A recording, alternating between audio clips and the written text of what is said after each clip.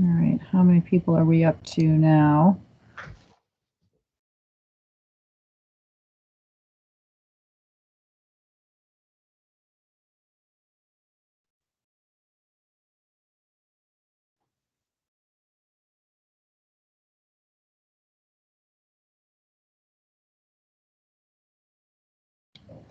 All right, let's give it one more minute and then we'll get started. And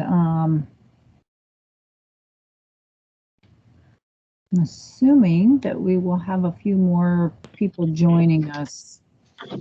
Oh, it's Christmas time and there's a lot of other activities going on. So it's kind of tough to get people in the door.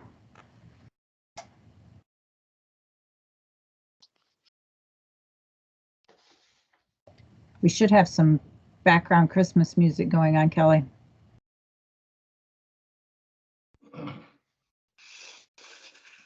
And Sandy should have brought us cookies. I have been cooking cookies all day. Can smell them from here. What kind did you make, Sandy? The best kind I've made is a pecan sandy with caramel filling and chocolate drizzled on the top.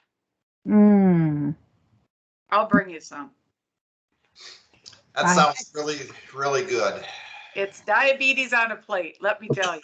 Yeah.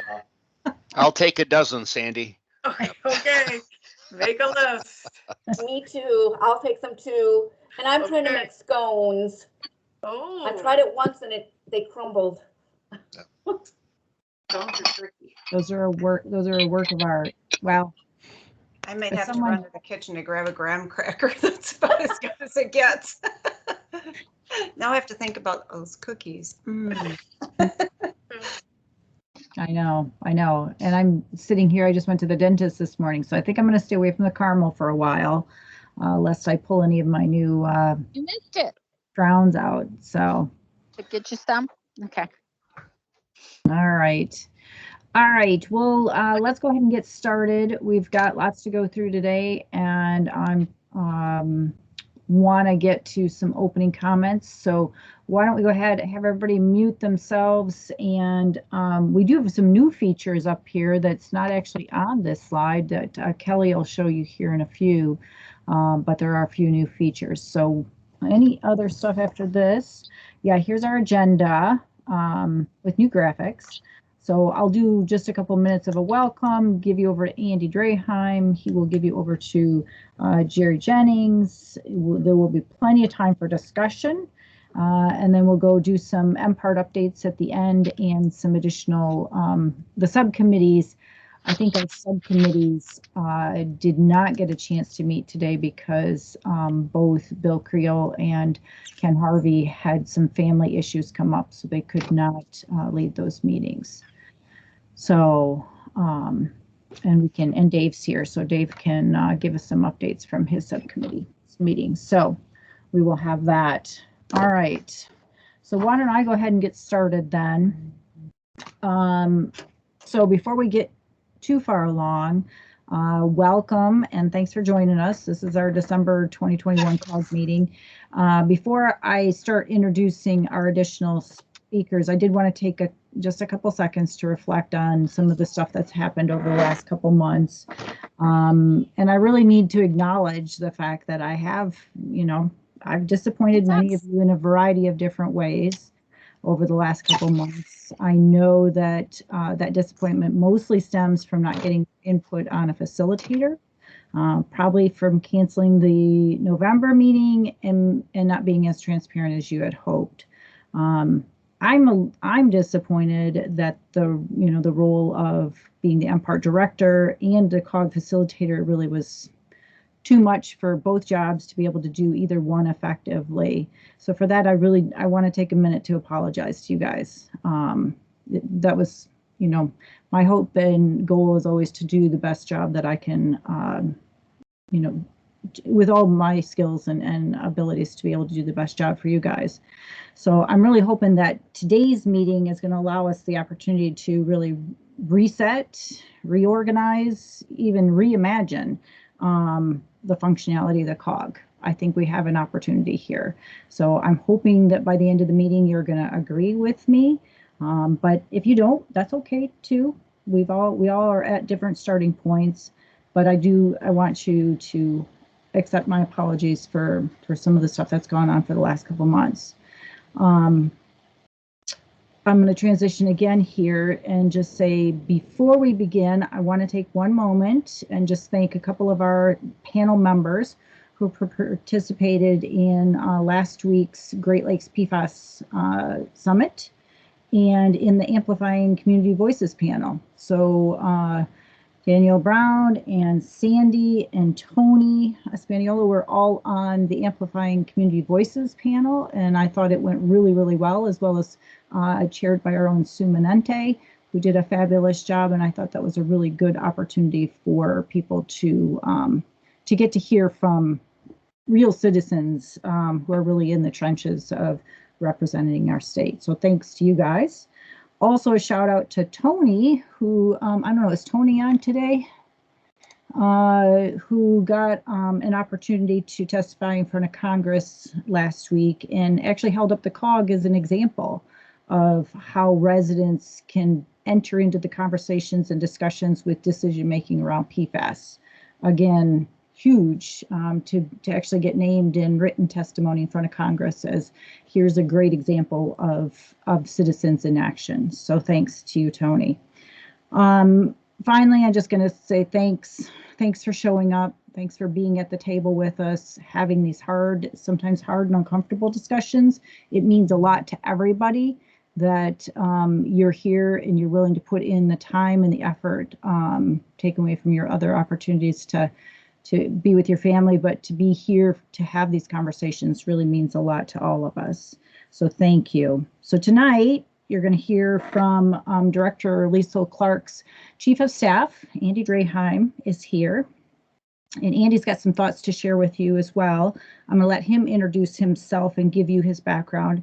But then you're going to also hear from Jerry Jennings, who is our facilitator and has been hired to help the COG. And I'm going to let Jerry do his own introduction as well, because I think it'll be much more effective if they do their own introductions. So without further ado, Andy, you want to go ahead and take it away? Whoops, you're muted though. Typical. There you go. Thank you, Abby. I'm excited to be here. I'm here because the department, the director, we strongly support the mission and charter of MPART and the Citizens Advisory Workgroup. We very much want this work group to succeed, and as I understand it, many of you expressed a desire to have representation and more involvement and representation in your meetings from our Eagle executive leadership team, and I'm here to provide that, and I'm really happy and excited to fill that role moving forward and forever, for as long and as often as you want me to play that role. By way of introduction, I am relatively new to state government. I came in with Director Clark early in 2019, so I've been at the department for less than 3 years, and that is the sum total of my service in government at any level. So my lifespan as a state employee is about the same as the lifespan of the COG. And I'm not somebody with a great technical background. I don't have deep knowledge or expertise in our environmental regulations. And I know that might not be a great recommendation for having me sit in this seat and support your work, but I actually see it differently. I think my lack of settled views or perspectives, my open mind, my sort of humility and curiosity about your work can really, I think it can serve this process well. I love the spirit and person of the and purpose of the COG. I don't know how many of you are familiar with James Madison College at Michigan State University, but that's, the school in our state that starts out with reading the Federalist Papers and talks about democracy and representative government. My love for that My passion for it runs deep. I spent about half of my career actually working in that field, working to promote open, accountable, and responsive government. I worked for Common Cause for more than a decade, on everything from campaign finance to election reform. And I also worked on the Voters Not Politicians redistricting campaign. So citizen engagement in our government is really important to me. It's something that's been a part of my life since I was in my 20s, and it's been a long time since I was in my 20s. I've spoken to a small number of you. I hope to have more conversations, one-on-one conversations with you moving into the new year. They've been really helpful to me. Like Abby said, just echoing her comments, I hear, respect, accept the concerns some of you have with how the decision to move forward with hiring a facilitator was made. I 100% agree that if we're going to exceed, we need to, in this venture, the COG, and in just about anything we do in government, we need to sort of walk together and bring each other along. So I recognize that, but I hope you'll listen tonight to what Jerry Jennings has to say and how he plans to serve the COG with an open mind. We have an opportunity with Jerry to provide the COG a really process-focused third-party voice who can hold all of us accountable to the charter of the COG and to sort of a basic code of conduct. And I think that the COG charter is really a great document that lays out a great purpose. And I think it's, when I read it again in preparation for this meeting, it made me even more excited about being involved. And I think he can help us have the kind of open, honest conversations between COG members and the state officials you work with and MPART that we need to accomplish the COG's purpose. I think those sort of open, honest conversations are really critical. I think the notification recommendation memo that's been produced through this process is an outstanding opportunity for those kind of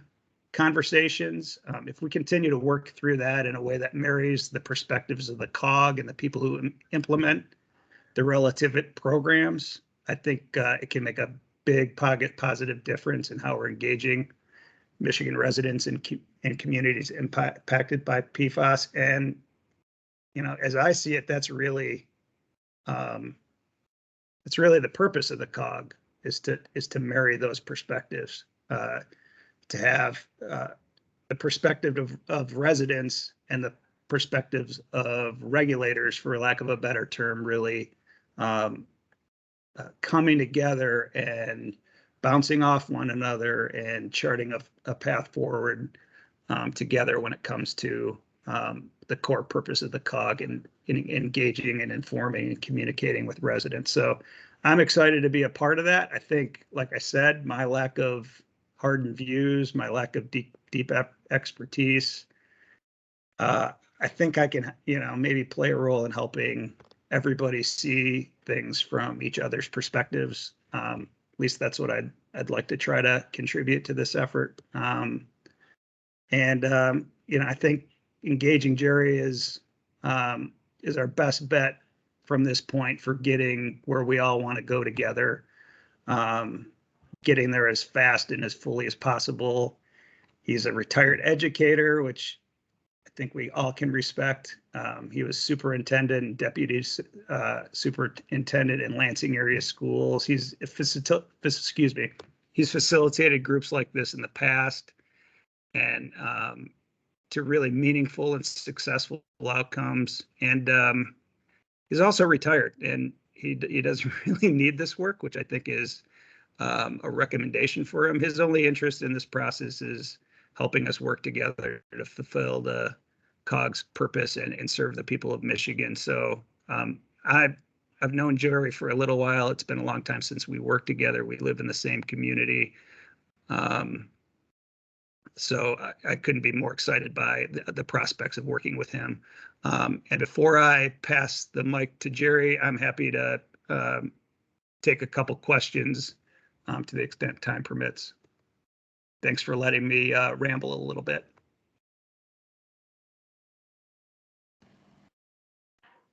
All right. Any quick questions for Randy?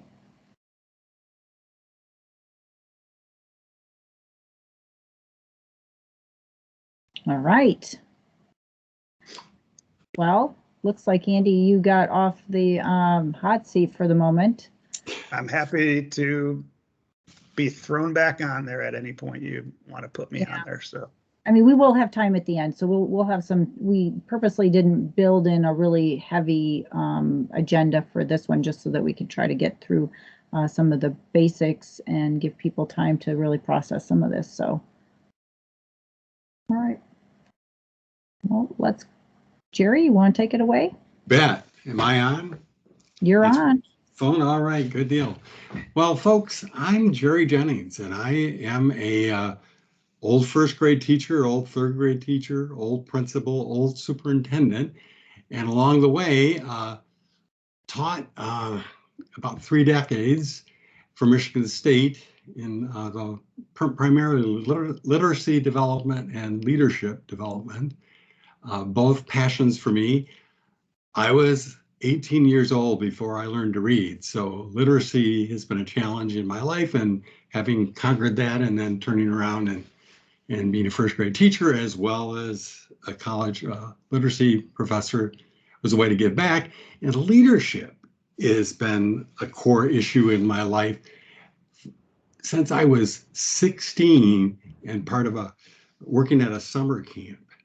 And the funny thing is that this summer camp worked by consensus decision making. So I've been messing with consensus. I'm 73, so that would be about, I don't know, 60 or 55 years, a long time, a lot of experience there. So, and in that reality, I've been working certainly in education, and certainly a lot with the traditional kinds of education, but also have worked with the departments of government to help them through issues and to work together to come to conclusions that were palatable for the organization. I've worked with family farms where the siblings are aging and it's time to figure out the future, and there's just plain differences about how that could be done. And I've been brought in to work with them to help them come to a conclusion that will work best for them. I worked following the Flint, or actually during the Flint water crisis, because it's really not over. When Snyder was governor, he put together a group of, I think it was 26 people, 13 industrialists and 13 environmentalists, and asked them if they would work together to give him advice. And they tried for 3 sessions, and at the last time they tried to work together, my name started coming up as we need Jerry Jennings in the room and we need him here for our next meeting. So I was hired to facilitate that process. And you can go to the website and see the recommendations that group came up with. And that was a very diverse group. I mean, that was a group probably that was set up to not come up with anything they could agree on, let alone come to strong consensus on many items. So how do I do that? I have no magic. I have no magic. I do, because I was a non-reader, I'm an exceptional listener, I believe, even though I'm an old man. I listen well. And I have enough confidence to say, let's stop a second and let's hear this voice or let's hear that voice and let's see where we can find some commonality. And I then asked if we do have commonality through some techniques to check for consensus. And that helps to figure out if we've got a kernel of an idea to build on to develop into a very full idea.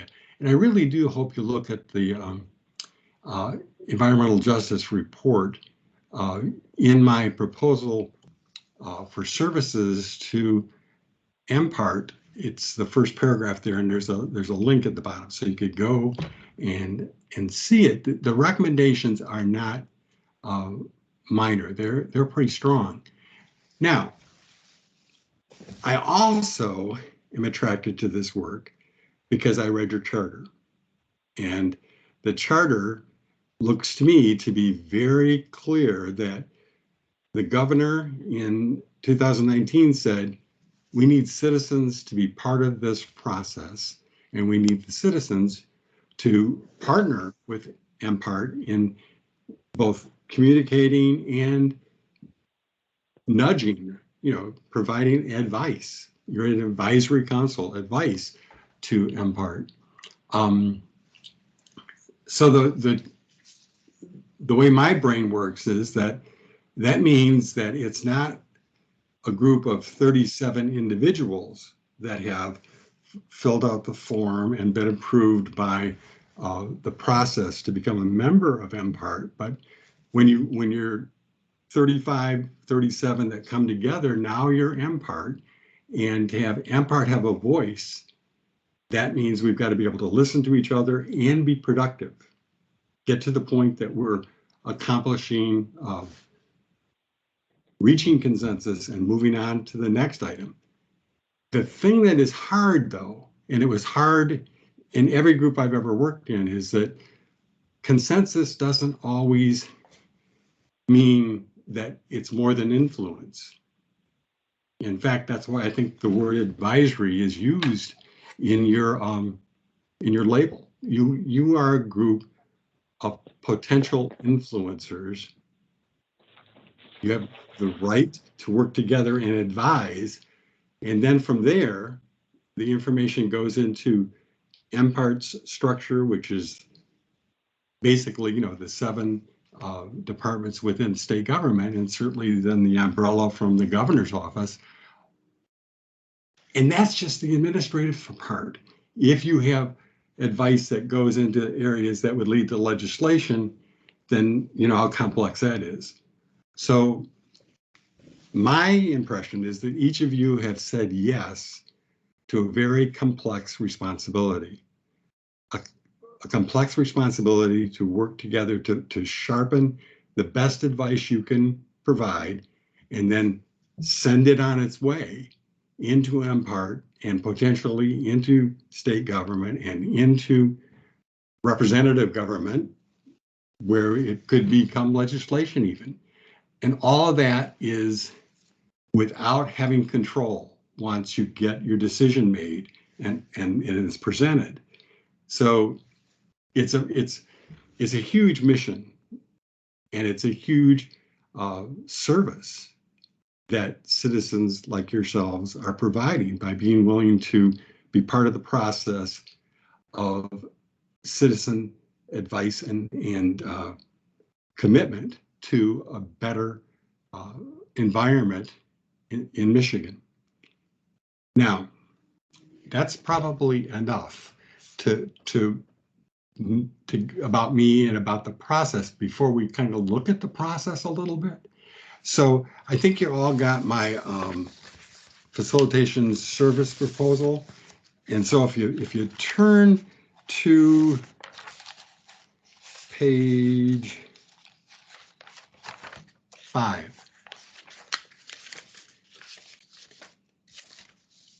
And page 5 has in it the proposed ground rules. So what occurs when you have a facilitator is that we come up with a set of ground rules we're going to live within, and I'm recommending these for your consideration.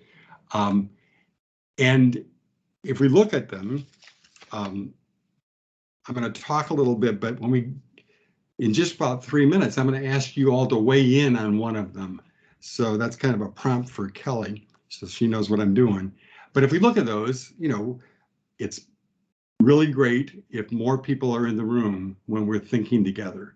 And that's what our meetings are, is that's the time we think together. So attending and being fully engaged is important. Participating in service to fulfilling the charge of the group, and the charge is well outlined in the charter. And also then we'll have equal voices in deliberations. So one of the things I believe is that this is an important piece of the puzzle, is to have all of the members of the COG able to be part of the process of coming to agreements or disagreements. And then you can go on and see that we have commit to productivity and relationship building. So productivity means we try to get things done and we try to do it together, relationship building. Intentionally build trust, listen for understanding, speak your truth. So we'll be able to know what the core values are of members as we try to incorporate their input into outcomes that we can share with the state. Disagreements happen. Maintain respect without shame or blame. I think I might have also jumped over, accept our differences and remain open to new ideas and perspectives. Both kind of go together. Respect our time together and respect the space we occupy. This space is new to me. I got to tell you, I've not facilitated a organization online before. I've done it in boardrooms and halls and people's living rooms, but not online. So I'm going to have to learn to respect this space and use the most of it. And I hope that journey is one we can do together. Respect our time together, or that follow the facilitator's decisions and instructions. So this is a hard one. That means if I do say, oops, let's stop a minute for where we are and let's hear from so-and-so, or let's go and just focus on that one sentence you just said and see if we can build on that and find some sense of agreement, and then maintain confidentiality. That just means that there could be differences here, and it's best to leave them in the meeting rather than to try to increase and develop them, expand them so that they end up being a barrier to our productivity. These are some ideas. Let's go to the third one. We will have equity of voices in all deliberations. I'm going to ask us to do our first consensus to find out what people think about that. Now, here's the deal with consensus. I know there are what, 36 or so people on a phone call right now, maybe 40, but only some of you are members. So I don't know how many members. Kelly, do you know how many we have right now on the call? I'm going to say right around 20, rough guess. Okay, so the members, what I would like you to do, members, is to look at the third one. We will have equity of voices in all deliberations. And there are many ways that we'll try to check for consensus. Checking for consensus is a process of coming to an end product. It isn't the end product. It's just figuring out whether we're close or not. And what I want to do tonight is, with that sentence, a thumb up if you agree, a thumb down if you disagree, and a thumb sideways if you don't really think it's important. So that would be, we all have equity of voices in all deliberations. And Kelly, can you show them the way they're going to do that?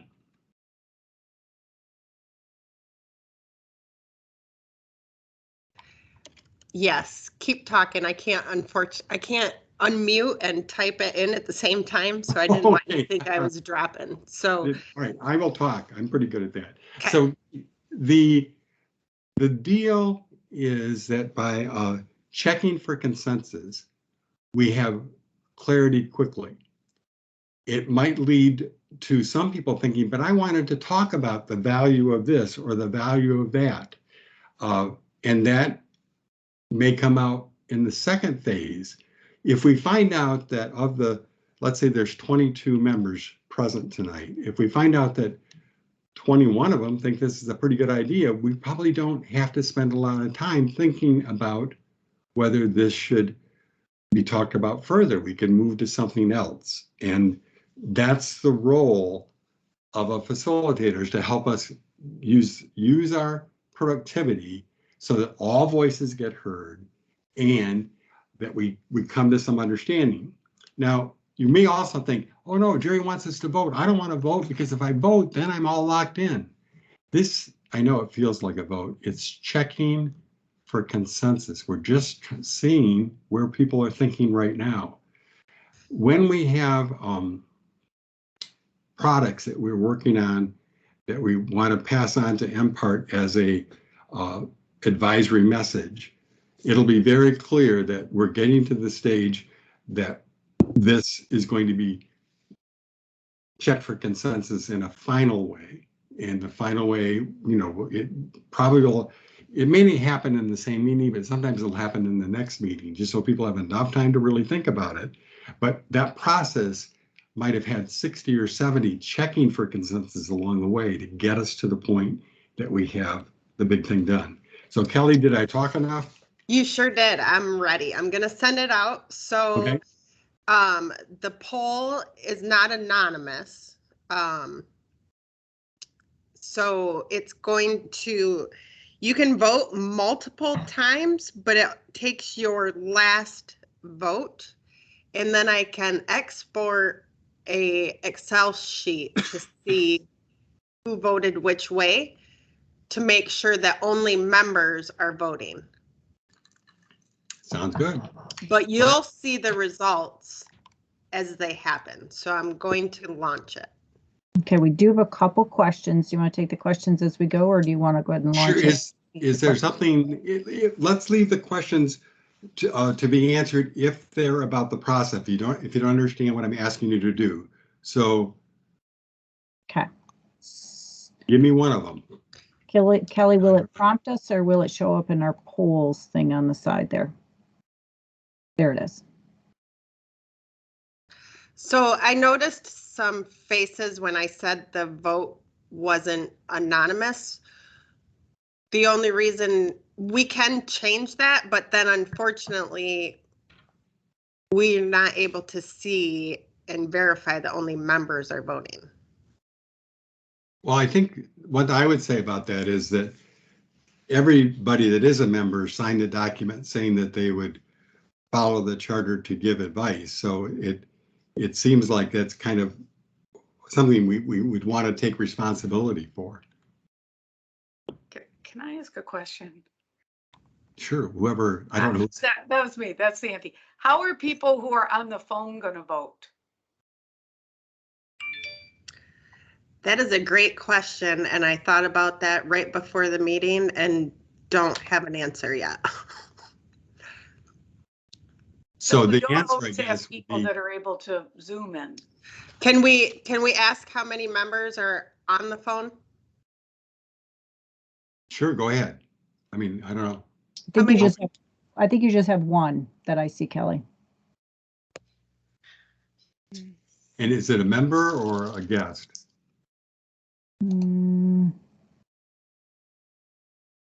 I don't know. 248-408-2956. I don't know whose number that is.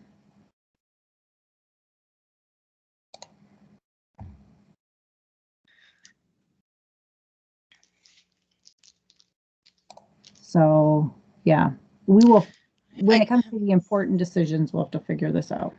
Well, and that's, yeah, we're moving into this slowly. So this is just an experiment. So the other two questions, I have a question. go ahead. This is Lynn McIntosh. Unfortunately, I couldn't get on to the meeting in the beginning and I missed some of it. But you have a thumbs up, a thumbs sideways, and a thumbs down. What does a thumb sideways mean? It means that I'm not all that sure I have an opinion. I'm pretty much neutral, which in a lot of decisions is where a lot of people land. And well, you know, I have to say, I don't feel like any of these give an opportunity to myself as an educated citizen who obviously everybody is going to agree to this list. And so I I feel like we're not getting to some of the real issues. And I say this as cordially as I can, but I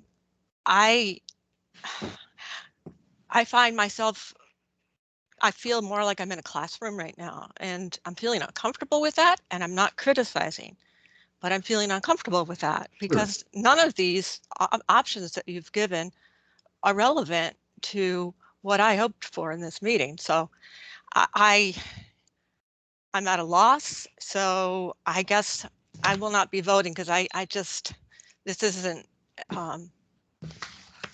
helpful for me right now.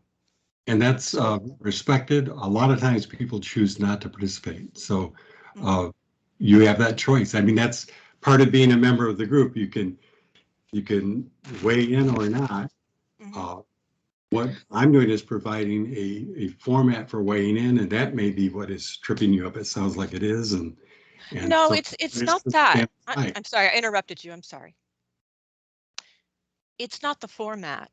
It's this process right now for a group who didn't agree to a facilitator. And here we are going through these questions as if, I feel like as if I'm in a school classroom right now. And I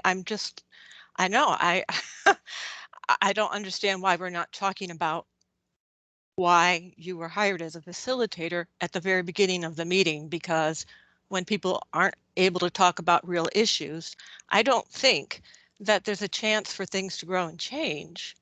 And I understand what you're trying to do, but I struggle with why we're starting with this instead of getting to questions that have some real, that need some substantive and complex and nuanced thought, because I'm in favor of building bridges and bringing light into why we're in this position anyway. And I to spend the meeting doing this, I find it very hard, but I speak my mind. Actually, Lynn, it's not the meeting, it's just part of the meeting. And let's hear another voice. Is there a couple other questions I see? Yeah, can you hear me? You bet. Yeah, this is Charlie Schlinger. It wasn't at all clear to me whether we're like raising our hands and being called upon, or if we're just supposed to blurt out. Can you hear me? Anyways, Jerry, I appreciate your polling the group here. During your introduction to this polling process, I heard you mention the word consensus quite a number of times. And, you know, consensus is one way for a group such as the COG to conduct its business. However, it's not the only way. And I'm of the opinion that the COG should decide how it wants to function when it comes to conducting its business. And I get the impression that maybe you or your management have unilaterally decided that we're gonna function under consensus, and maybe it's only for this question that you're asking, or maybe it's for the bigger picture going forward. Could you respond to that, please? Sure. I provided a actual name of it. I think you have it, the facilitation services proposal. So my proposal was a proposal that leaned to my strengths, and that is to help groups come to strong consensus and therefore have the potential to have outcomes that have the kind of influence they were hoping they would have. So that's why, I mean, I was one that was hired, and that's what I do to help people come together.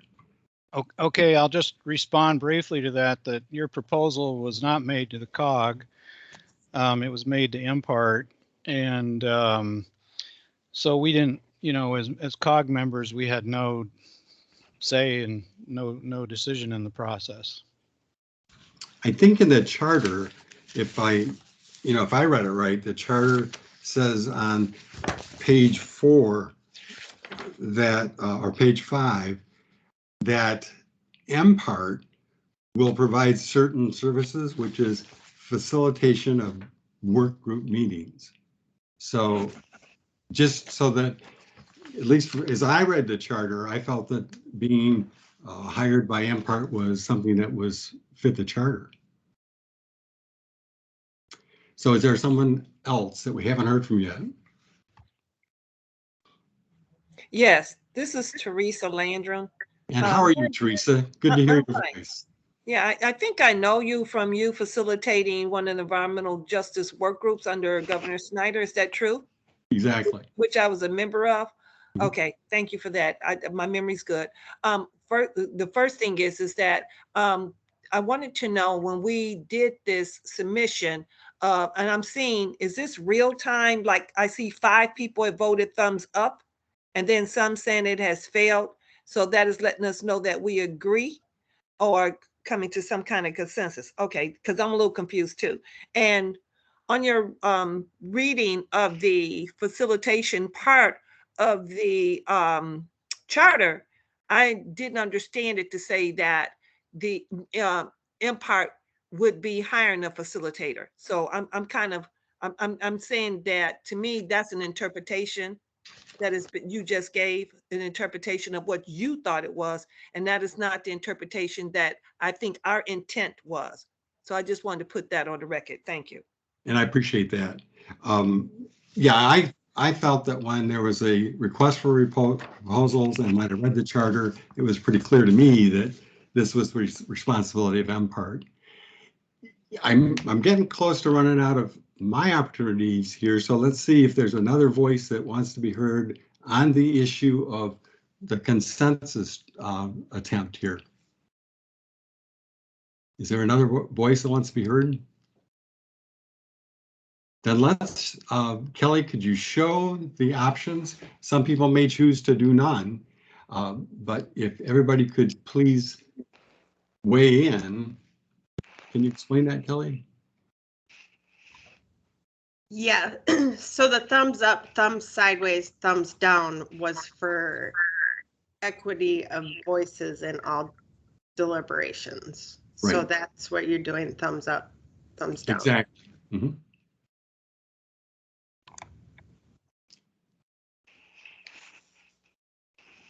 And is that out for them to see yet, or?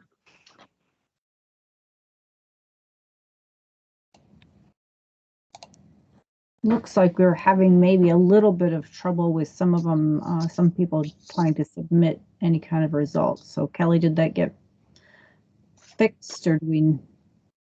This is all trial. We're trying this out to see if this is a way that we might be able to do this. Yeah, we use Teams all the time in my organization. This is new for me.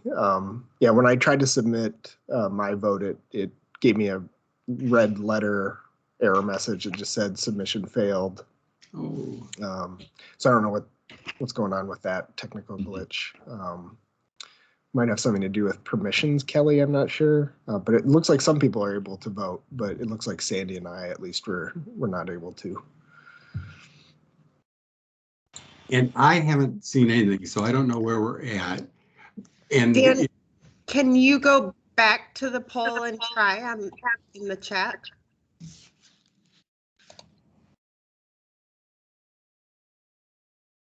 Yeah, so I just tried again. It just says something went wrong. Please try again. It gives me a little pop-up message. But I did put a message in the chat that I vote thumbs up on this one. But yeah, it won't. For whatever reason, it won't. Gives me the something went wrong, and then it won't count my vote for whatever reason. Okay, so that's the first one. We'll try again. Okay, well, and I think we need to know is if it won't work for outside the state of Michigan users, then obviously this isn't going to work. So we thought it might help us. But were any of the members able to vote then, one way or another? John, you were. Even if we don't have a complete spreadsheet, if we just can see what we have, then I can explain how that helps to move the process. I can see some thumbs. That's nice too. Well, that was Jerry's original thought, was maybe we'll just have everybody turn their cameras on, do thumbs up or thumbs down or thumbs sideways. And then we came up with this slick way of doing it, but having everybody turn their cameras on might be a little laborious with 35 people. So we have 5 members voted. Abby and I failed already because we voted and shouldn't have, but we have 1 thumb sideways. Okay, so it's a process. In other words, we're going to have to figure out, thank you, 7 sideways, right? We're going to have to figure out how to do the technology, but the idea is that we build and shape based upon what you're wanting to accomplish, language that we find agreement on, strong agreement. And so the document that I submitted about consensus explains the fist to 5 approach. And if you've read that on, I think it starts on page 6 and goes on, that's the more deliberate approach where we all are trying to be very precise on how much we support the language or the idea that is being presented. And what we're looking for is strong support so that when something leaves this work group, it has the the kind of weight of many, many minds coming together and saying, we are cheerleaders behind this, and we would like to see it have an impact on the future. And again, the impact may not be that the exact language from the work group gets used, but it may be that the essence of it gets used for the future. And that's the influence process. It's something that isn't direct. It is just trying to find our best way to influence. So as I think about the time we'll have together, you won't have me talking as much as you're hearing me talk now. I mean, I'm talking a lot to try to help us get started. And another session or 2 of teaching how we're going to use consensus. And you know, Lynn, I know you didn't like to feel like you're being taught, and I think that's a valid feeling. But if we can look at this as a valuable thing to get good at, it can lead us to some strong outcomes. And I guess one way to find out if you think that's possible is to read the environmental justice report to Governor Schneider and see the kind of things we came up with. I did read the report. I'd like to ask you a question, if I could. And that is who? I am Connie Boris. Hi, Connie. I did read your environmental justice report, and there were several things in there that gave me cause for concern. One was if you are voting 2, 1, or 0 with your fingers, you tell the people, if you're against it, don't talk against it. That was shocking to me. Also, the fact that there tell me was, whether you read that, Connie, because I'm not. That would be a mistake on my part. Your environmental justice report. It's in your consensus. I'm talking the environmental justice report. Oh, I didn't write that. I'm not sure how that happened. Then I'd have to go back and find it. In there. And another thing too, if you read your ground rules, you say follow the facilitator's instructions. Well, that sounds very like we're little kids and we're not well educated. The other thing that bothers me, maintain confidentiality. You don't have a legal basis. What is your legal basis for saying you must maintain confidentiality? This is a citizens advisory work group. The last thing that's what we should be doing for the people that we are representing in our impacted communities. Being from Wayne County, we're representing 14 PFAS sites. We're not going to have credibility if we tell everybody we have to maintain confidentiality. Also, to go back on your environmental justice report, you talk about the screening tool, the environmental justice screening tool. That's not been done.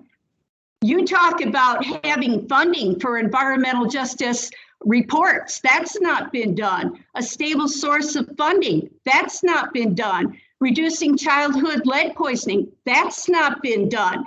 Having a resource manual. That's not been done.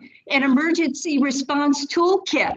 That's not been done. And you don't like dissension. And that's how we get productive, when we hear each other's points of view. You also make it almost impossible for somebody who has an environmental quality issue in an environmental justice area like Detroit by saying you must have 50 signatures if you're going to submit a petition on environmental quality. But if you're in a rural area, you need 20% of all the population in that rural area. How that is not encouraging anybody to address any kind of environmental quality issue. And then finally, let me say this last thing. We have, if you read the charter, the COG has the right to elect a chair and a vice chair. And we were not given that opportunity. I reinforce what Lynn said and what Charlie said. You were forced upon us without our consent or approval or knowledge. This is wrong. This is very wrong. I respect you, but I'm telling you the truth as I see it. And I believe that MPART has done a disservice by not allowing us to elect a chair, co-chair, and use Robert's Rules of Order. So I end there. Thank you. Thank you very much. I see Joe has his hand up. We haven't heard from him yet. Okay, let's hear from Joe. I think it's John. John, okay. Or Joe? You have your hand up. Did you want to say something?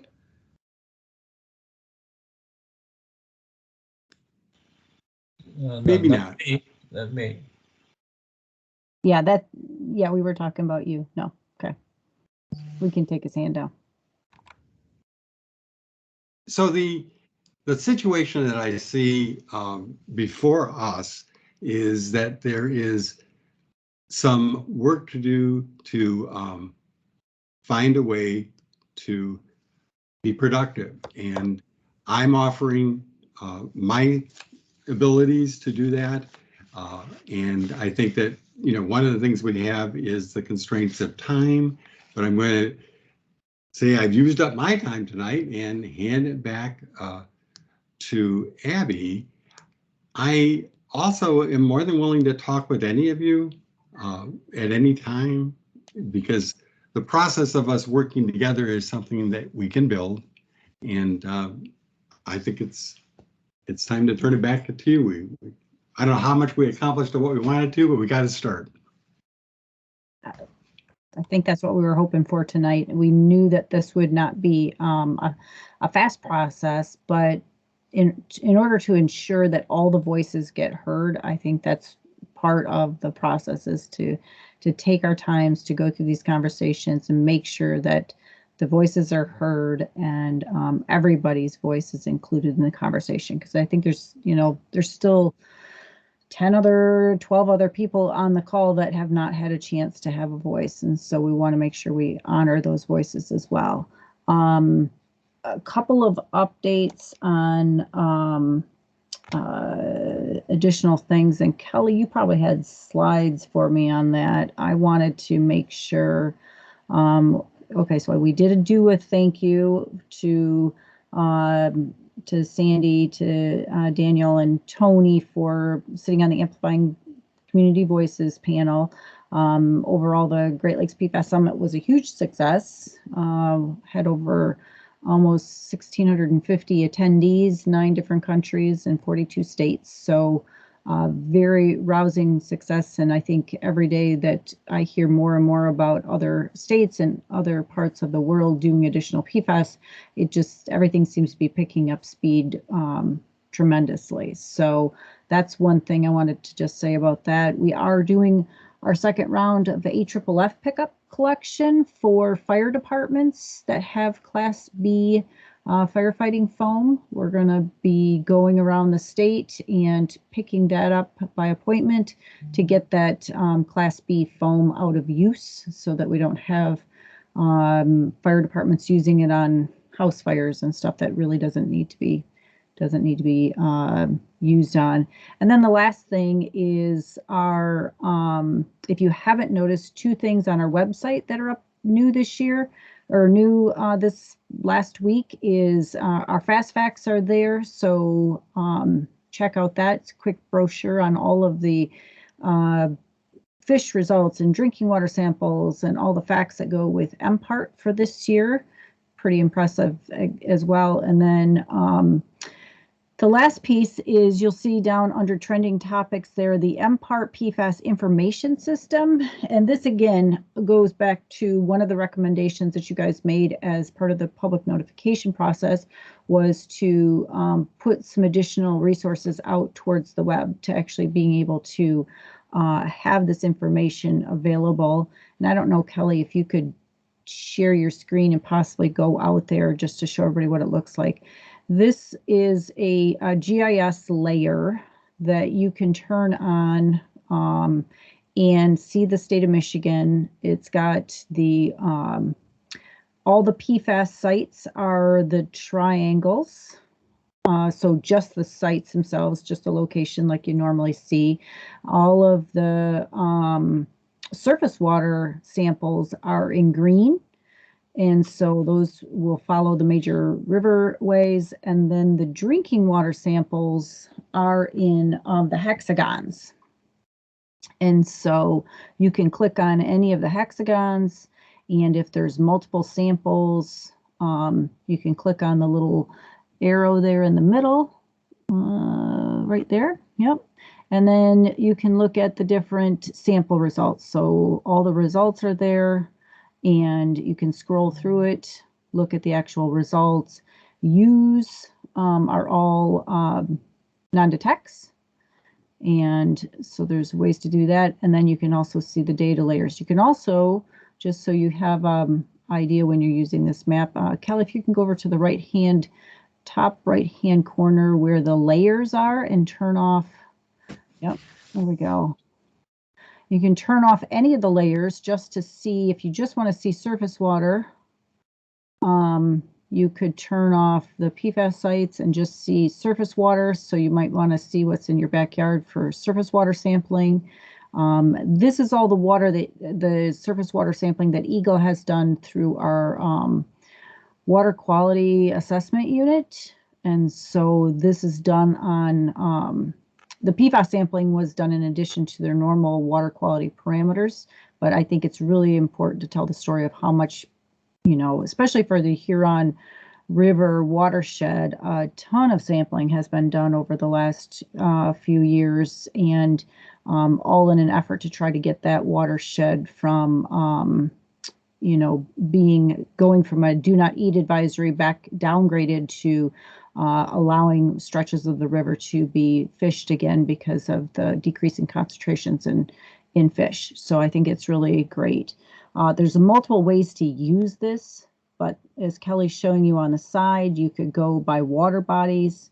You could, if you want to pick everything in Bear Creek, you can click on that and it'll actually take you to some of those samples. Yep. So it's a pretty cool thing.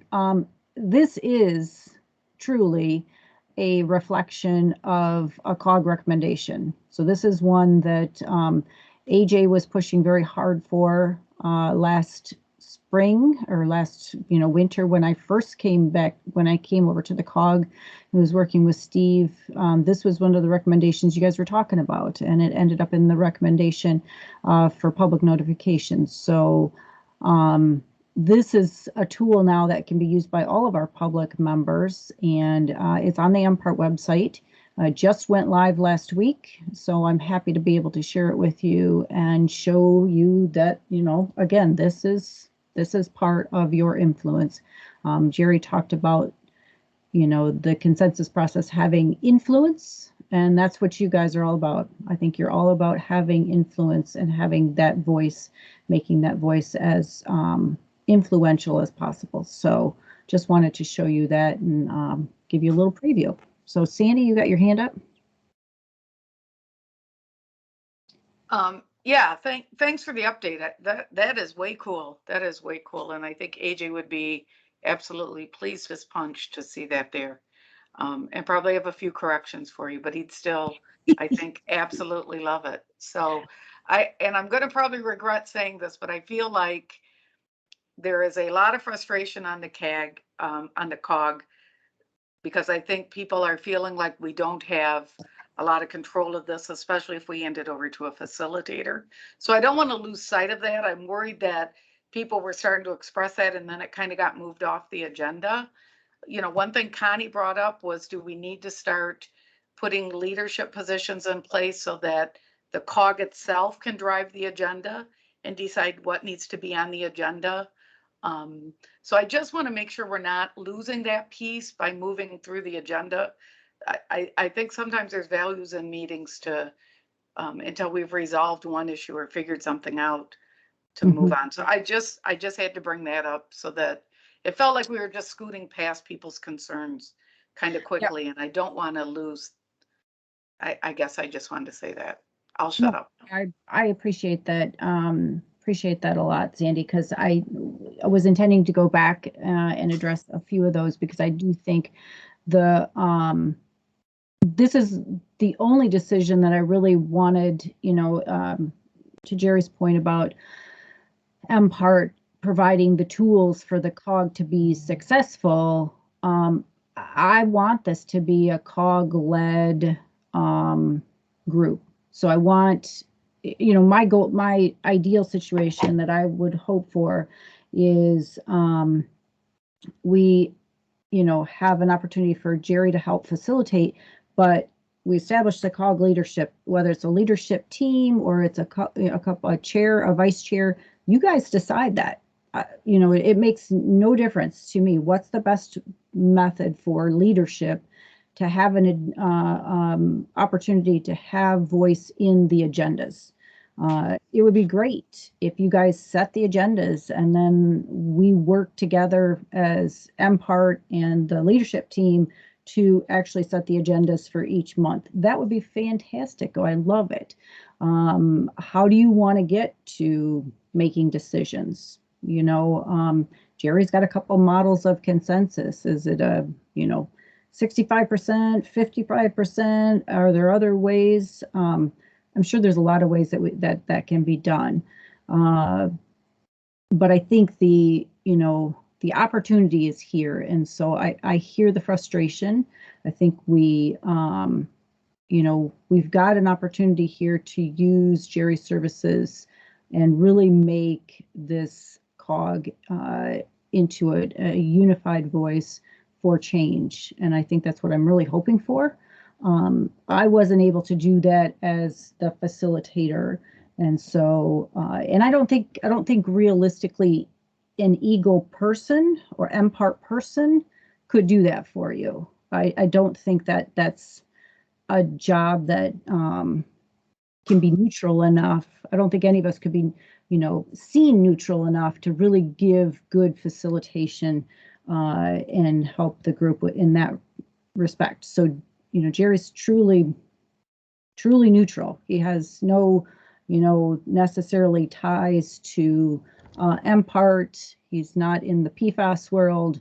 So he's here just as an opportunity to facilitate and help those. So I just have two more things. So then we'll come right back, and Lynn, I will get your hand. All right. Abby, can I step in real quick? Yeah, go ahead, Kelly. So one thing too that I think needs to be said is there's 37 COG members, and we hear from several of you in multiple different ways. There's people who choose to email different things. We hear those voices. We also receive phone calls from different members who have expressed that they haven't necessarily felt comfortable to speak up or speak against the demands that are being sent to us. So in terms of a facilitator, we're hoping to have some of those voices come out, because we've heard from some of those members who don't feel free to speak that they're getting disengaged from being on the COG. You know, they all want to do good work and help move the state forward, but they're getting frustrated with all of the email traffic that's going on. So I don't know if that helps, hurts, but Yeah. I need to say it. Thanks, Kelly. Thanks, Kelly. Yeah, and I think that's exactly what we're hoping to accomplish, is to make sure all the voices are heard. We can't have a truly citizen-led COG if we don't actually have a way for all the citizens to be heard. So, all right, so here's the new sites, and these all went up, and we've got more in the hopper, but I don't think we necessarily have to spend too much time on this. Kelly, was there anything after this one, or that was the last of my updates? Yeah, okay. Maybe So we should go to some of the people that we haven't heard from. Dan Brown.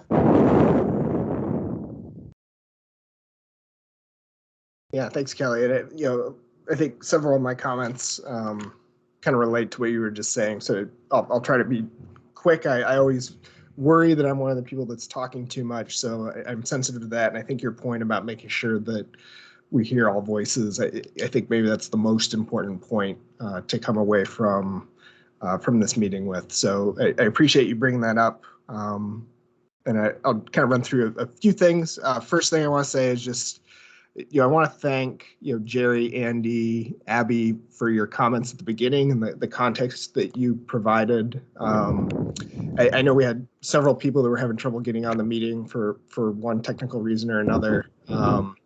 If you're one of those people that missed those introductory comments, I encourage you to go back and watch the recording of the meeting. I think that, adds some important context, as we're thinking about these things. So just encourage you to do that. I want to very quickly just thank the MPART and Eagle people for putting on a really good conference, and everything else aside, the technical smoothness with which that conference operates is just always impressive to me. So thanks to all of you for putting that on. I learned a lot, and I think that's important to bring people together.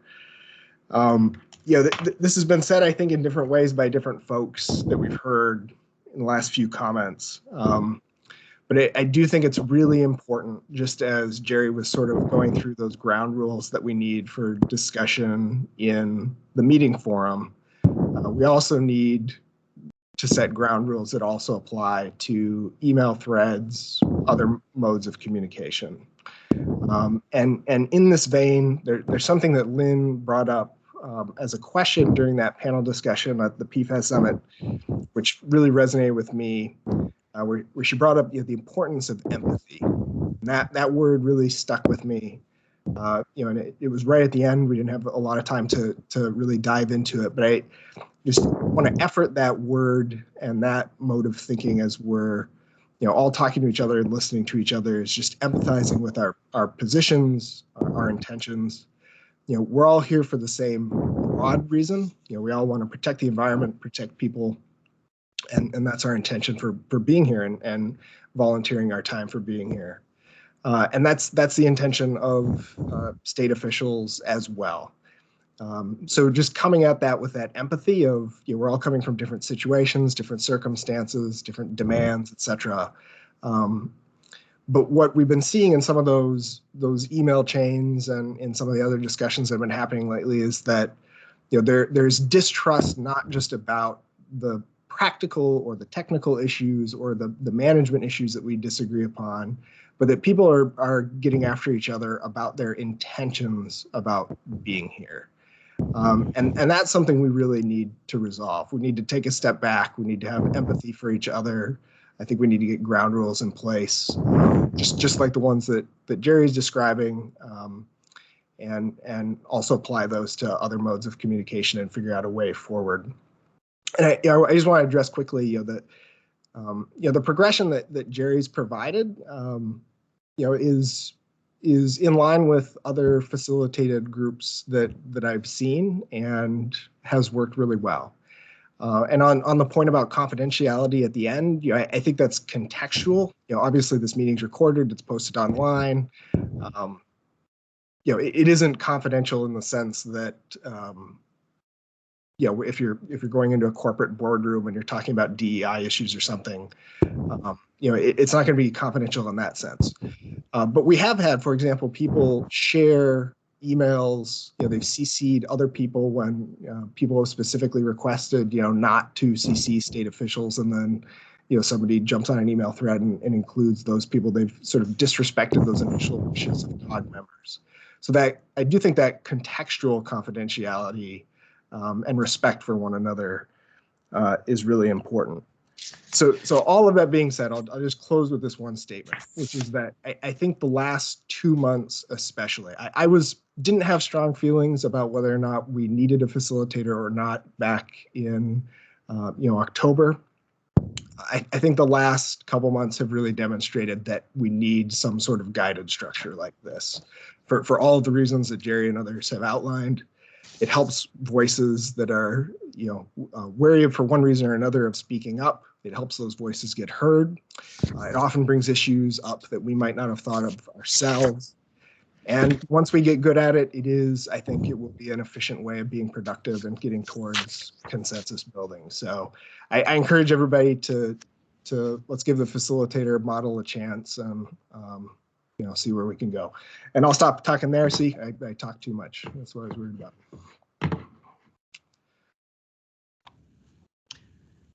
Pam, did you want to take a turn? Yeah, thank you. It's nice seeing everybody's face tonight, and some new faces, although you can't see mine tonight. I'm under the weather. Thing called COVID, everyone, right? We wonder that. There's something that, I've been feeling for a while, and, I'm going to speak up because someone had just addressed, that what Kelly had talked about. There's those of the COG members that have fear of speaking up. And when I hear that, I think about how the residents and the constituents are counting on groups like this and COG to come together so that we can project, that we have unity, we can come together with a difference of opinions. And I believe the bottom line of it is that some of us, we're adults, we just have to learn to get comfortable being uncomfortable for a while until we come together with a solution and we grow and we stand in strong representation for our state. And I don't think that happens when we have fear to speak up. I think tonight there's no doubt about it that we need to address, each and everyone has their individual wants, to respect and honor that. My concerns in the beginning were there was meetings where I wanted to pull my hair out because it didn't seem like Gabby could do anything right. Now we're bringing on Jerry, and now we don't like what Jerry's doing. Now there was those members that didn't really care for bringing on some seats on a chair, as well. So, really, truly, I think that we're adults. We need to act like adults, and there is solutions, and the solutions come, as I say, when we become respectful and we learn to get comfortable being uncomfortable for a while, because we can do this. And I think that this state can stand alone and stand apart. Those of you that's on the COG, sure, I will spend representing our state as Mrs. United States Great Lakes. I'm honored to wear that crown and that sash from this Great Lakes. And I'm going to continue to depend and to trust all of those that's on the COG, because as I stand up and speak throughout my year and my reign, I'm speaking for all of us, and I speak with great pride representing this COG. So we can do this. We just need to learn to come together. Thank you. And if it's fine with everybody, can we get back onto the agenda to make sure that Dave Wynn has time to go over his subcommittee, and then if we have time at the end, we'll get to the other hands that are raised.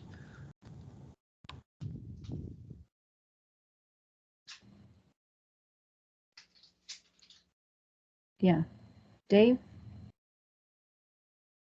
You got to unmute yourself though.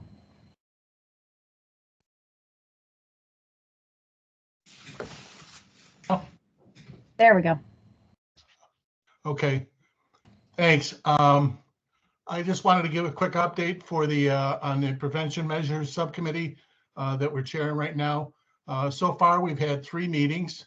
Those meetings are bi-monthly scheduled as Zoom meetings. The general consensus from the group was that we started out using a conservative approach by investigating so-called, what we're calling low-hanging fruit, which is things like product labeling, food packaging, firefighting equipment, personal care products, those type of things.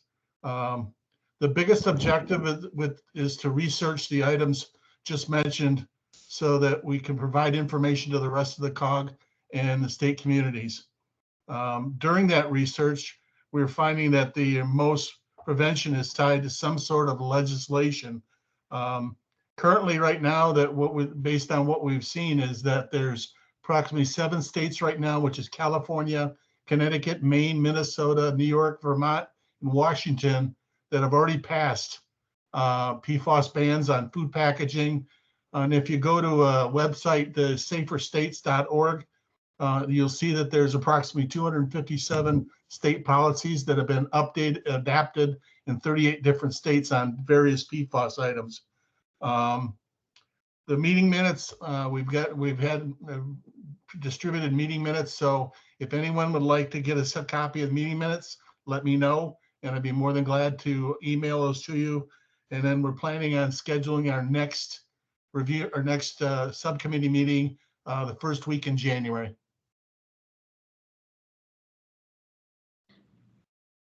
Thank you. And unfortunately, the engaging the public and web review subcommittee meeting had to be canceled, but I noticed that Bill Creel was on. Bill, have you guys had a chance to meet at all? No, Kelly, unfortunately, we had to cancel today's meeting. I just couldn't make it, dealing with some other issues. I was out of state, but hopefully we'll meet next month and everybody come in with their ideas and we'll get you some recommendations. Thank you. And just for everybody a reminder that they're looking at how to rearrange our website. So that would be good information. And back to community feedback. Does anybody have any community feedback to report?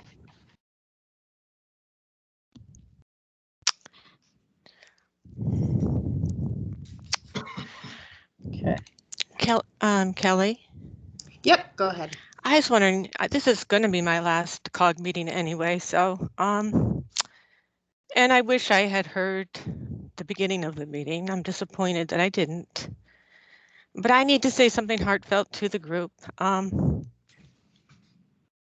AJ passed away the week that this COG thing just went in a whole different direction. And I find it very interesting that things fell apart in the meetings he didn't participate. And I find it remarkable that his idea for the, he was such a bridge builder, and his idea for that map, it's so rewarding to see that take place. That's a win-win, you know? I think of the group. I was on that group engaging the subcommittee, and we had a bi-weekly meeting or bi-monthly.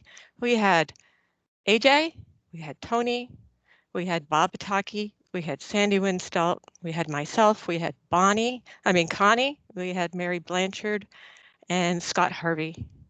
And we've worked on that document to get it ready and done so that we could get it approved before the summer was out. And that was 9 people, all on very different spectrums, getting it done. And I believe in human connection and empathy. And I have great empathy for why Abby felt the need to have input and help. I get it. But I do think that we could have accomplished the very same thing just tonight by talking about these things and setting our own ground rules for a polite, respectful discussion. And Jerry, I apologize to you. You handled me so graciously. I felt so disappointed not to arrive on time for this meeting. And I'm like coming here, and believe it or not, I have taken the time to call people individually and text people and engage in conversations just to listen, both sides. And I think, I really think we could have gotten to this same point if we had been able to discuss it together. And I cannot speak for AJ, but I can imagine that he would have done at least what I'm doing or have tried to do, which is to say, hey, couldn't we had this meeting just facilitated, 1 or 2 meetings? Let us get to know Jerry. Let's give him a chance. And then let's appoint a chair and a vice chair. And then if we're all on the same page, or most of us, let's move forward and get a facilitator or not. But that's not what happened, unfortunately.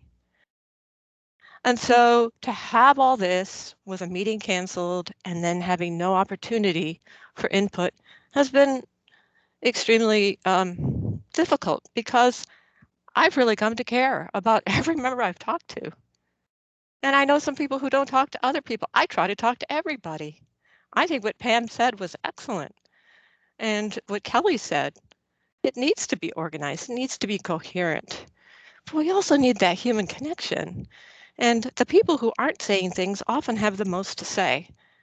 And I'm going to stop because I tend to say too much anyway, but I hope it goes well. And Jerry, I wish you well. I can see that you are an extremely empathetic person, and I apologize for coming in just kind of, that's just who I am. I'm an artist. And when I see something, I say it. And I spent 7 years of my life going upstream against every possible obstacle, all the agencies, because I know what it's like to be a citizen who hasn't been listened to. And that's why I have felt this so strongly. I wished we had been able to talk first, and that's all I really want to say, and I wish you all well. And I apologize for my shortcomings, of which I'm full aware of them, believe me. And I wish you all the very best. Thank you, Lynn. We're gonna miss you. One thing that I did want to make sure was pointed out, and I don't know if I heard it or not, but with the drinking water samples that are on this map, so these are the statewide initiative samples that are currently on here. Eventually, not eventually, we are working towards putting the compliance monitoring data on here as well. But as you guys have seen from our webpage, we had it in multiple different locations, so it does take time to blend it all together. So just wanted to make sure. Thanks for that clarification, Kelly. I don't think we've heard from Gail yet. Gail, do you want to go next?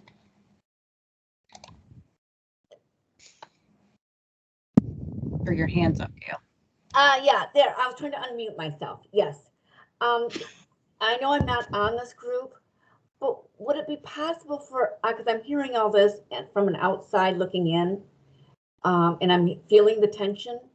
Could we just you guys just set aside a meeting or two and decide for yourselves with maybe the facilitator facilitating the meeting, but how you're going to vote, how, instead of having it thrust on you, literally develop your own ground rules. And so, because that's what we did on the CAG, the EPA CAG, we came up with our own and we collaborated on them, and then it's yours. And yeah, you would need a facilitator for that. And running a blank on his name, who is just here. I think it'd be wonderful to be able to facilitate that instead of him telling his rules. Let's you guys develop your own. And is there an application beyond this COG? And that is all I wanted to say, is because then it's yours. And everyone can abide by what you guys decide your ground rules are. And that's all I'm going to say, because I am an outsider. For now, anyway, I'm an outsider. We can get you the application, Gail. It's pretty easy. So I believe Tani Boris was next. Okay. I think that MPART really lost the two most empathetic members of the COG, AJ and Lynn. Lynn was the one who reached out to me when no one else did. She was empathetic and offered to help with the problems I was having with Eagle. Eagle did not listen. We're always being kicked to the curb. And for us not to at least have given the opportunity for us to manage the COG with a chair and vice chair, and not even opening that up on this particular meeting, just shows that we seem to be always kicked to the curb. I agree with Gail's suggestion about developing our own ground rules. I believe that we should have our own structure, and we should have done that 2 years ago. We shouldn't have let it go this long. Other groups do the same thing. They elect a chair, a vice chair, whatever, and they get moving. And they do bylaws. Instead of bylaws, we'll have ground rules. But it really hurts my heart to see that Lynn will no longer be a member of this COG, because we weren't willing to open it up to all of us working together. And for those who feel intimidated and not willing to speak, Lynn's right, you have a lot to say.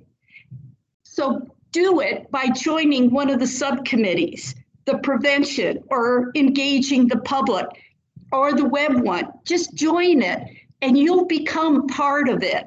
I mean, that's what helped me, was engaging the public subcommittee. You get to learn these people and what they think, and you feel part of them. So join one of the subcommittees. So I just feel bad at this meeting to have lost two very important members of this. That's all. Thank you. One thing that I want to add is that early on, Steve Sliver did at a couple points in time, I believe, ask for a chair from the COG, but unfortunately we didn't have any volunteers at that time. Well, let's do it again. Let's do it again. You know, I didn't know Steve had asked for that, because I may have joined. I was on when Steve was on, but I don't recall ever that question being answered during my tenure. But we have, not me, but we have some really great people on this COG, really well-educated, who've been in the field, who, like I say, have boots on the ground. They know what they're talking about. We should have our own chair and vice chair rather than a facilitator. Thank you, Connie. Mm-hmm. Daniel? Yeah, my comments are more straightforward. They're in a different vein. This is community feedback. So just think about, lessons learned, recommendations, issues that have come up. Generally speaking, what we're hearing about throughout the Huron watershed, a couple things. I think one of these ties into the web review and other things we're thinking about is just being able to get to fish sampling data and guidance just as simply as possible. So that's one thing. So just structuring the website to make it easier to do that, to get the most up-to-date fish samples from various water bodies. The other issues are really around sources and where are different PFAS coming from. We've been getting a lot of questions about that. And I think it's been spurred by some of the new research that's coming out that showed, that PFAS aerosolizes, pretty readily in some situations, that it attaches to microplastics and that it gets deposited in soil, particularly on agricultural lands. And we have a lot of agricultural land in our watershed. And that's, I feel like that generally has been the one area where we haven't had as much discussion on PFAS as compared to other areas. We've talked a lot about foam and fish and drinking water for sure, but we haven't talked comparatively too much about deposition in soil or application of biosolids to agricultural fields and what to do about that. So just some feedback that we're hearing from our communities.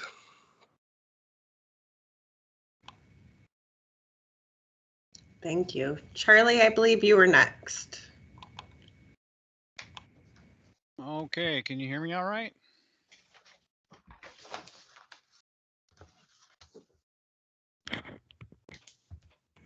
Yep, we can. Okay, great.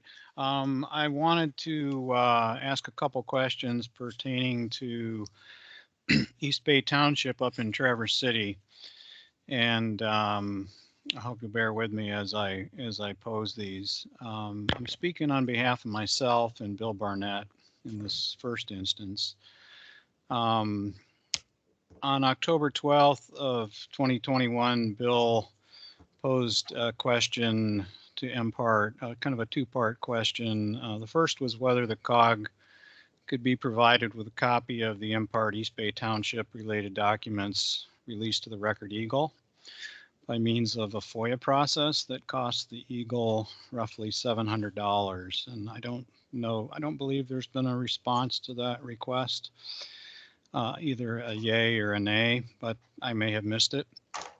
And the second part of his question and my question is whether the Record Eagle could be reimbursed by MPART for this nearly $700 FOIA fee. That is, could the FOIA fee be waived? We feel that a fee waiver is appropriate, as this request likely meets the U.S. Department of Justice's 6-point test for a FOIA fee waiver, understanding, of course, that the DOJ doesn't run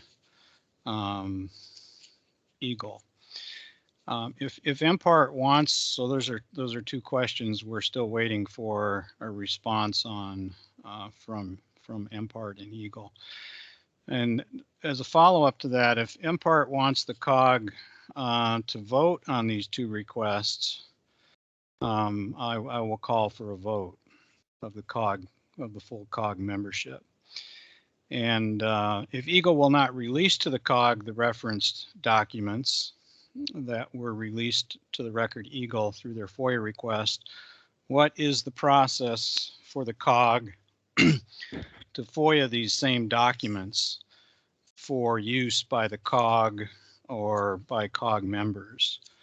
And then finally, a final outstanding issue pertaining to East Bay Township here in the Traverse City area would be my request made, I don't know, a month or two ago, maybe a month ago, to see if MPART could locate the recording of a town hall meeting held on East Bay Township PFAS contamination that somehow went missing with the departure of Steve Sliver. And I'm still waiting to hear a response from MPART on whether that recording of that public meeting can be located and put up on the webpage for East Bay Township. Thank you. Oh, and one other thing, I'm extremely disappointed that Lynn has decided to step down. I think it's unfortunate for our entire group. And I was wondering if maybe if the facilitator could stay in the picture for long enough to get the COG to have time to meet and discuss leadership issues. You know, we had a 90-minute meeting tonight, and we have about 10 or 15 minutes for COG members to talk about things that are of interest to them. And most of the time when we have these meetings, it seems, perhaps I'm wrong, that we're being presented to, and the entire meeting time is taken up with that, and we have very little time to converse amongst ourselves about what we would like and how we would like to govern ourselves and what processes and procedures we'd like to have in place for voting and things like that. So perhaps the facilitator could kick that off and then maybe step out of the picture and allow the COG to learn how to function on its own 2 feet. Thank you.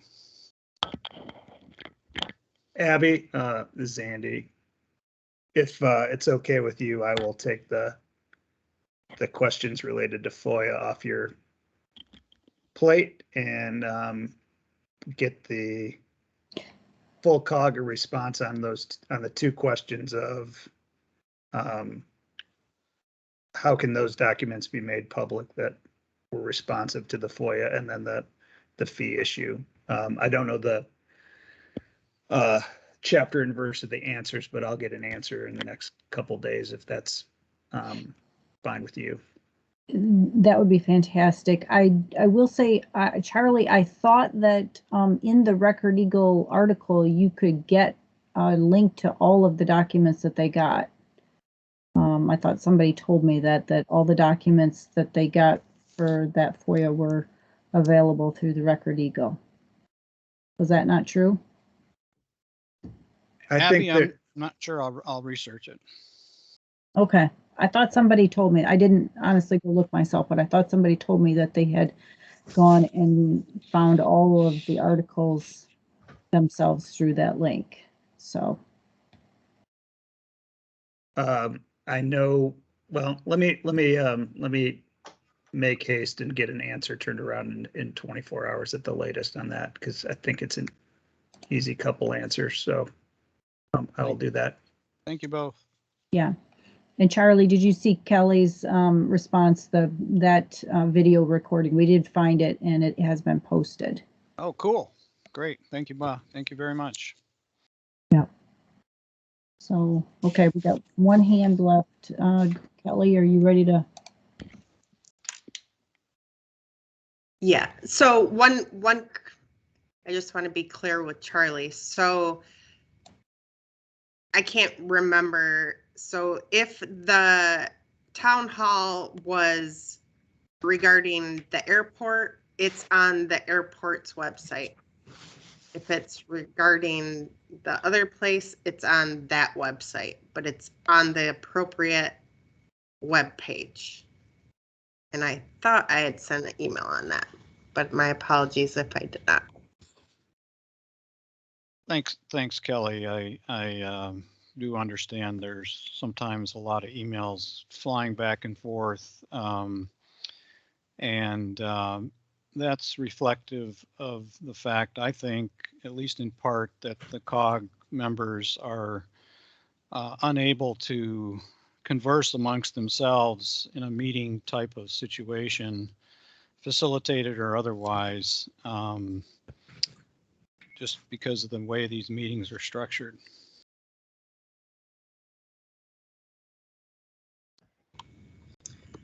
Teresa? Oh, I just, hi, may I? I'm sorry. Couldn't find the mute button. I just wanted to circle back and ask if I could get an application for membership for the COG. And that's all I had to say. Thank you.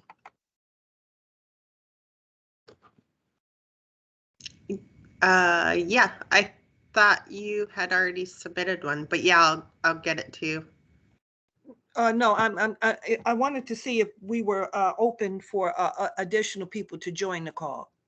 as I had someone here in Dearborn that has been dealing with PFAS issues, and I've been working alongside when they were asking me about was there an opportunity to join.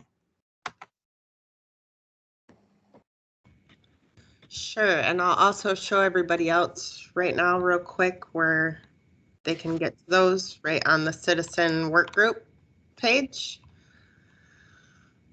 And you go to membership registration and you can fill it out here, but I can also send it to you, Teresa.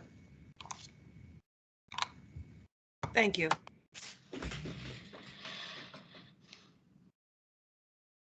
All right, I would propose, based on all the comments that we've heard today, that MPART will not do any kind of an agenda for the January 11th meeting then. The sole purpose of the January, I mean, and maybe this is a time for a thumbs up or a thumbs down, would then solely be to have the COG talk about leadership, how you guys want to go about that, and you guys come ready to have that discussion. Jerry would be here to help facilitate the conversation, but the rest of us will stand back and let you guys kind of run the meeting. If you've got somebody who would be willing to kind of put together thoughts or be the point person for that meeting, I think it would help in the interim, so that we got somebody kind of willing to take that lead for that conversation, not committing to leadership at that point, but at least being able to have somebody be the point person for the next meeting. And Kelly's going to have us do a quick poll. Let's see how many people, if you weren't here for the polling we did earlier. Not you, Abby. Don't vote. You're not a member. My hands are up. Members only. Thumbs up or thumbs down if you want the next meeting to be about leadership. And if it doesn't work, let us know, because we're trying to figure out if this only works for internal people or if it can work for all of you as well.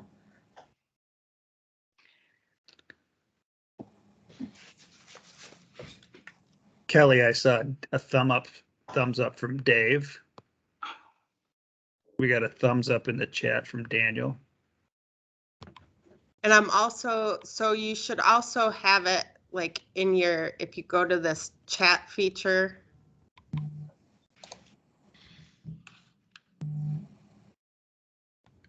May I ask, how do we know if our thumbs up was registered? If you put the little dot in or clicked it and then hit submit, some of people are saying it's giving them a but Kelly can check the spreadsheet too, right? Otherwise, just put it in the chat. We're just trying this out. It doesn't look like it's a fail-safe approach. So, okay. It looks like, yeah, Kelly, what does that say?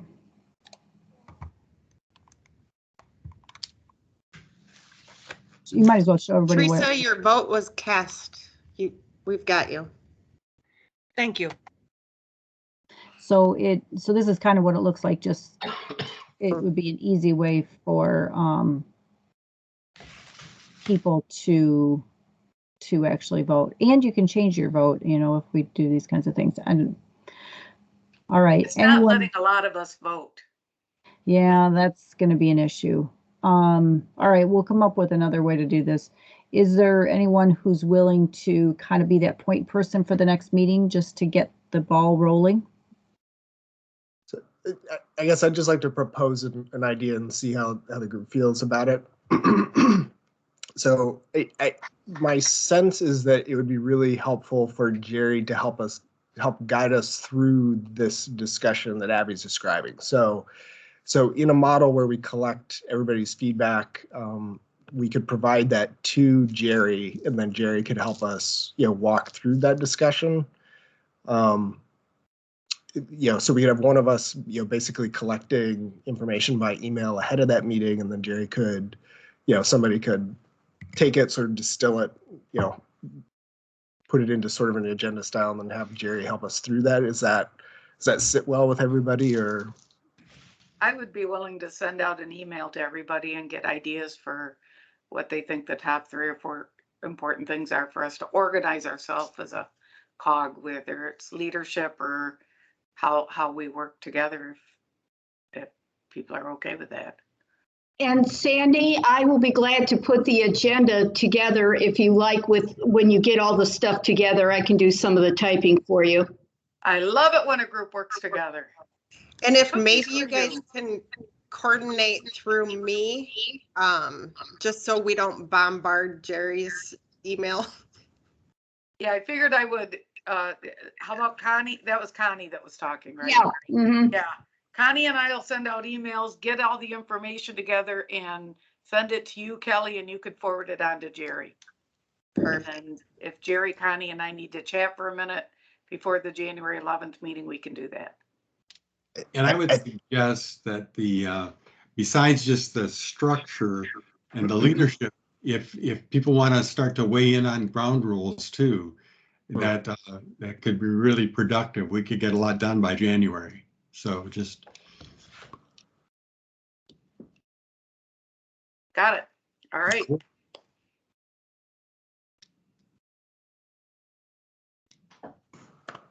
So our homework, just to clarify, because I know we all love email. So just to clarify on sort of our homework for January. So COG members are getting basically our wish list for ground rules, I think is a good way to phrase it. And 3 or 4 key points on structure and leadership to Sandy and Connie. And give them a week before January 11th, so it's not, down to the last minute. So that's our homework for the rest of the members, and then Sandy and Connie can take it from there. And you can look at the ground rules I provided as suggestions. I mean, that's all they were provided as potential. So if you like one of them, that's fine. Nothing wrong with that.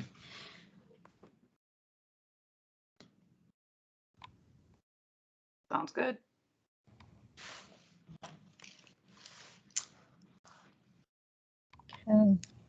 Kelly, you got Lynn's got her hand up. I thought I meant to take it down. I did want to clarify to the COG that that I decided to take a sabbatical before this all came about, for the own refreshment of my own creative goals and things I'm doing with writing. So I wanted to clarify that I'm not reacting to what has happened here. It just sort of dovetailed. So anyway. Thanks for that, Lynn.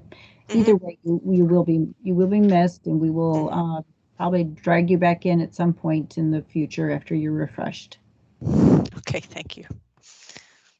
I wish everybody a blessed Christmas and a good holiday with their family and friends. Thanks. Thanks for that one. Okay, we got 2 more hands. We good to do hands then, Kelly? Yep. Pam? Thank you. Lynn touched on something that I just briefly want to say. I've thought a lot about AJ lately, and although I didn't have many phone conversations with him, I wish I could have had many and picked his brain.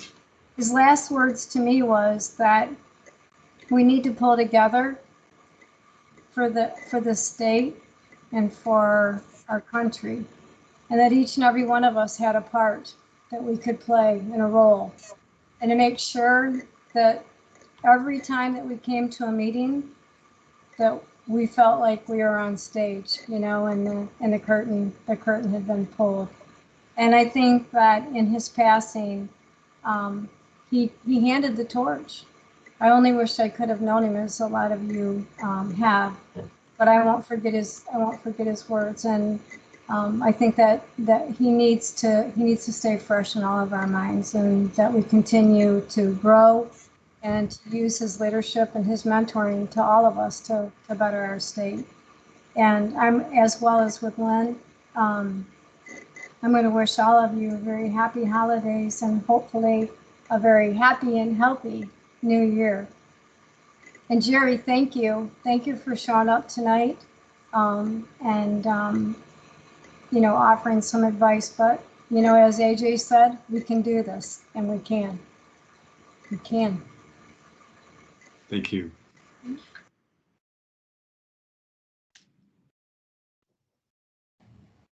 All right. Gail? Yeah. I wanted to say that I would love to replace Lynn.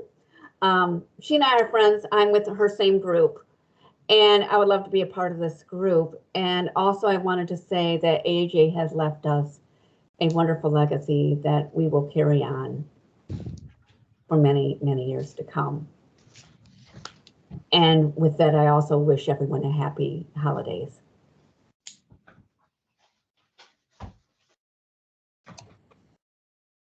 All right. Thanks, Gail. We'll look for your application. If you Where do I go for it? Yeah, on the MPART website under the Citizens Advisory.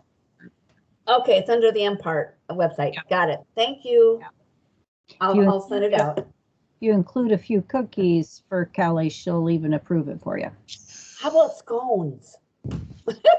Scones would probably work. Scones would probably work. So, all right, I'm going to pass it back to Andy for Andy. Any closing comments that you want to make? Reflections. You've also been participating in some of the Mackie-J conversations as well, and so I think you bring a good perspective to this group. So I'm thrilled that you were able to be here for us with us today to kind of give us some of that bigger picture and provide an outside perspective as well. Thanks. I don't want to keep people any longer. I'll just share just a couple thoughts. One, I think I like where this ended up. I think engaging Jerry and working through how the leadership structure and decision-making processes move forward, the concept of chairs and the cog shaping the agenda are all very positive developments. So I'm excited to see how that works. And I want to offer that I'm happy to sit and listen or not, participate or not, to the extent the COG wants involvement from the Eagle executive leadership team, and happy to help in any way I can. And the only other thing that I just want to reiterate is, and I said this in the beginning, is the thing I feel most strongly about is putting the purpose of the COG in motion, having the biggest impact with the recommendations you make is going to, the success of that is going to rest on the ability for citizens through the COG and state of Michigan employees who work largely through MPART to be able to have open and honest conversations. I'm thinking of the ground rule in Jerry's list that goes from building trust to speaking truth. To me, that one just jumped off the page. And that's tricky. Hard work. People talked about this being hard work. I think in these days and time, we start at a deficit in having those conversations. I think this group has a lot of promise to have that conversation. Like I said at the beginning, that recommendations document is a great place to go for that conversation. So I just hope that's what I'm most excited about. Can we make that happen? Because real conversations too often just aren't happening. People are talking past each other, not assuming best intentions, all those things. So I like all the words that people have said about quoting AJ and others saying, you know, we can do this. And I think that's true, but it's hard work. So I'm appreciative of everybody being willing to do that. Kelly, I would like to jump in if I could. I want to express my gratitude to all of you for your service to Michigan. I sense that there's important energy amongst your connectedness, and to be a witness to that has been very fulfilling tonight, and I hope I can be of some service to that to bring even greater outcomes. So thank you so much. Okay. Thanks, Jerry. Thanks, Andy, for all of that.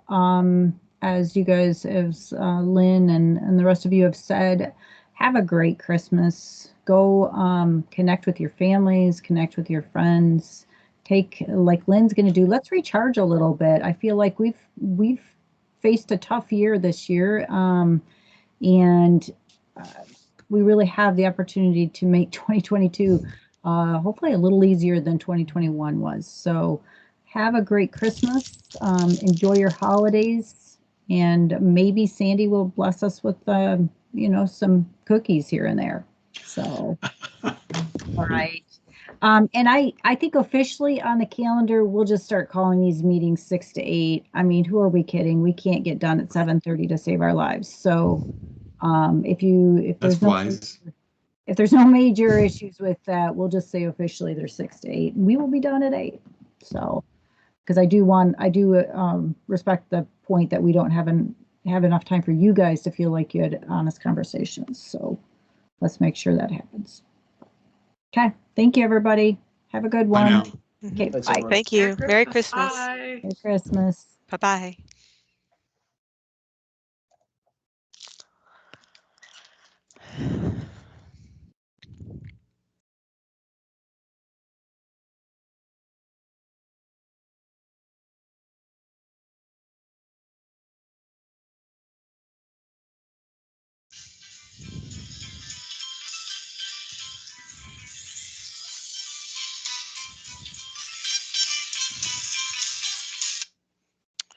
Hey, Gail. Yeah,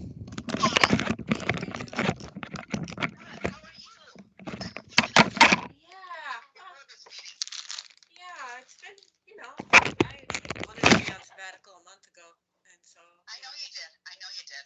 And I just couldn't not stay with this. I think that some things finally happened.